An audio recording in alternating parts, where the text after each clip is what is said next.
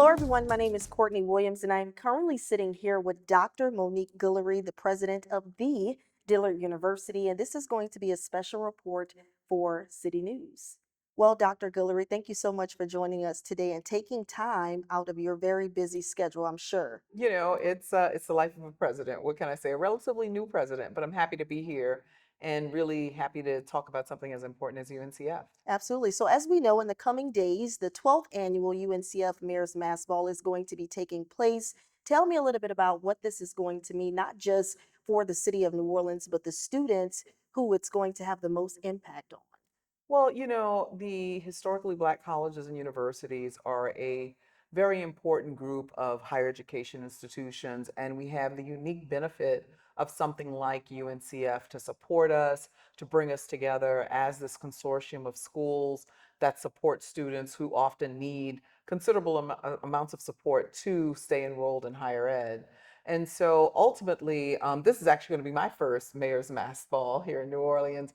And I'm really excited. I've done a lot already with UNCF, a lot of their programming, attended a lot of their activities and gatherings, the convenings that they do for presidents and the staff and whatnot at HBCUs. And it's such an important organization, and probably the most significant thing that they do on our behalf is raise scholarship money for our students. We received last year in upwards of around $270,000 in scholarship funds from UNCF, and that goes a long way to supporting students who otherwise might not have the resources to stay enrolled in school.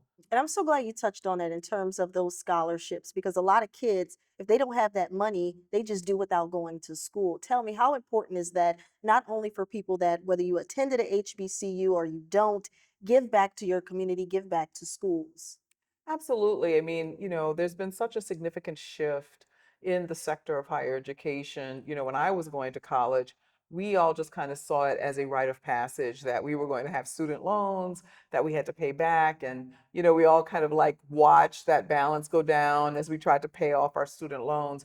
But there's such a heightened sensitivity now to the amount of debt that students incur, are less likely to take on that debt. And so sometimes it really makes a big difference whether a student has additional resources they can count on to enroll in school, because a lot of times they'll just opt not to go to school rather than to incur the debt of borrowing so that they can stay in school. So an organization like UNCF really makes that difference, pays that last dollar down for students often, so that whatever they students have with respect to contributions from their families or scholarships, they can always use that additional last little bit, so they're not having to worry about a balance. As the private HBCUs in the country, we have an organization like UNCF that is proactively helping us to raise funds to secure those additional resources for the students who need them. Talking a little bit about those success stories, you have a lengthy background dealing with historically Black colleges and universities. Tell me, how important is that not only when you attend the HBCU, you graduate, you become successful, and you give back? You don't forget where you came from. As an African American woman in college, even though I wasn't actually at an HBCU, HBCU culture was still a really important part of my college experience. Spending time at Xavier, spending time at Dillard, going up to Spelman and Morehouse and seeing friends who were enrolled there, going to the Howard homecoming game. If you are a Black person enrolled in college in this country, the HBCU experience is somehow a part of your college experience, even if you're not in an HBCU. And, I think that that's an important thing to understand, because, especially in this climate, as we see the value of a college degree being constantly questioned and whether that return on investment is worth it, HBCUs have given us so much more than just, students who complete the degrees. They give us that sense of resilience, they give us that sense of community and networking. That sense of belonging that so many students need to have in order to really transition to that next level in life. And you talked a little bit about that HBCU impact, but not actually attending one. I didn't attend a HBCU, but my dad did, so many people in my family. So it's like that culture is there.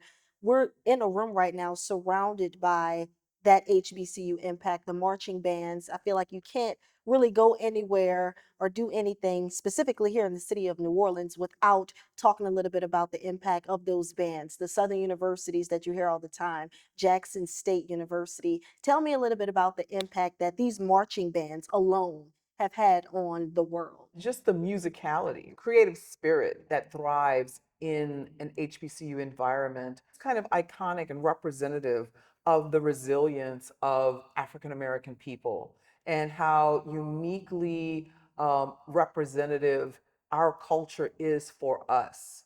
The challenges that Black people have kind of come across or come through in the historic experience in America, that resilience is not just about our endurance and our surviving and thriving amidst these challenges, but whatever environment we are introduced to, we change that game.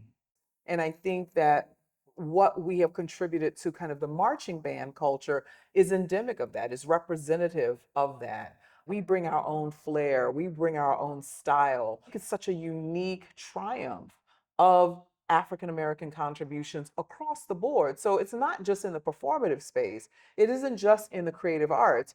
But when you look at our capacity to kind of innovate in science, in STEM, in the actual disciplines of education, we do that there as well. That the bands are just one wonderful, dynamic, sensational example of how we move into a space and we transform it so uniquely into our own.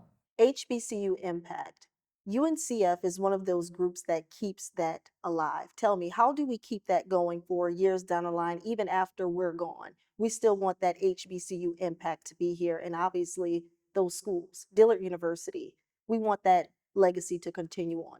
How do we keep pushing that forward? Well, absolutely by contributing to organizations like UNCF, and UNCF does the remarkable thing of, again, of bringing us together, of working with us as a consortium of schools so that when we gather at our conferences or at our kind of administrative business meetings and whatnot, we have that unique opportunity to kind of compare notes and talk about, well, what's happening on your campus? How are you responding to this? And obviously, with changes in administration, we need those opportunities. We need to kind of think about and brainstorm, what does this look like? What does the future look like under this new administration?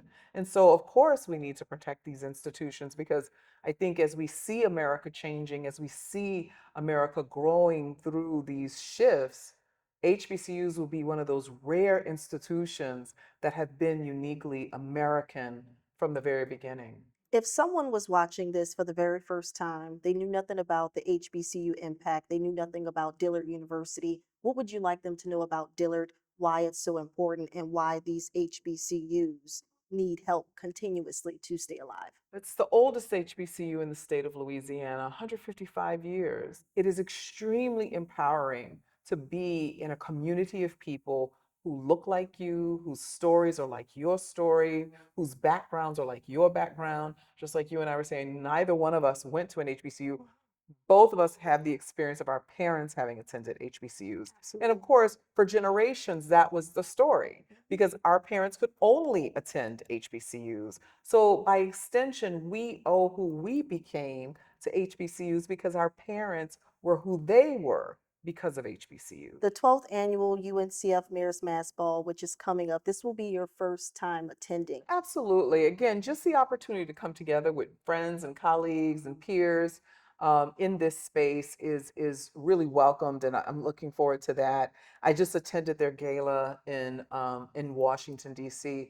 and that swell of pride, that real feeling of community, of network, of fellowshipping with a common purpose of ensuring the future of HBCUs, of these really important institutions that will always be committed to the support of our students, the uplift of our race, the transformation of education, and in keeping with the times. So it requires all of us to be thinking about that and to be dedicated to that, not just the people who will benefit the most from it. All right, Dr. Guillory, well, I just want to say thank you so much once again for taking the time out to speak with me, not just about the HBCU impact, but also about the 12th annual UNCF Mayor's Mass Ball, which is going to be taking place in just a couple days. Hope to see you all there. Thank you so much for tuning in for this special report with City News.